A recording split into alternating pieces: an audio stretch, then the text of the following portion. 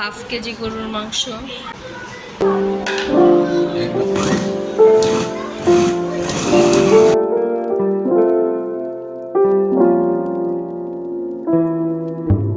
এখানে টমেটো, আদা, রসুন, পেঁয়াজ সব দিয়ে দিন।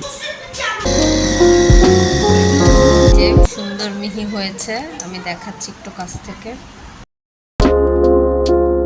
আমার মধ্যে এখানে দিয়ে দিয়েছি লবণ কিছুটা।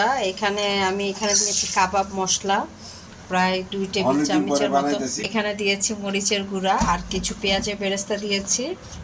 আর এখানে 2 পিস লেবু আছে, লেবুর রসটাও দিয়ে দিব। মোমো হবে। সব কিছুকে খুব ভালো করে মিক্সড করে নিলাম।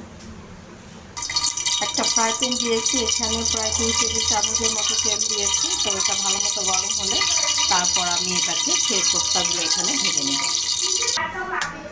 আমি এখানে একটা যে চামচের যে হ্যান্ডেল আছে ওটা দিয়ে আমি নিচ্ছি। আপনারা চাইলে আপনাদের সুবিধা মতো যে কোনো কিছু দিয়ে এরকম করতে পারেন বা মুঠি কাবাবের মতো মুটমুট করে দিতে পারেন।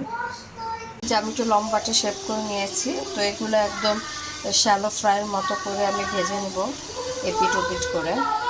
তো যখন আপনার এক পিঠ হয়ে যাবে তারপর আমরা অন্য পিঠ উল্টাবো, তা না হলে একটু ভেঙে যাওয়ার পসিবিলিটি থাকে।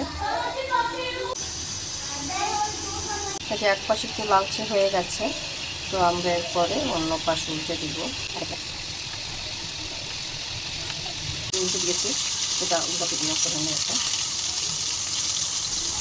লাল লাল করে সব পিঠ একটু ভেজে নিয়েছি। খুব সহজেই ঘরে থাকার উপকরণে এটি তৈরি করে নিতে পারেন। সবাই যে যেখানে আছেন ভালো থাকেন, সুস্থ থাকেন। অগ্রিম ঈদ মোবারক। আল্লাহ হাফেজ।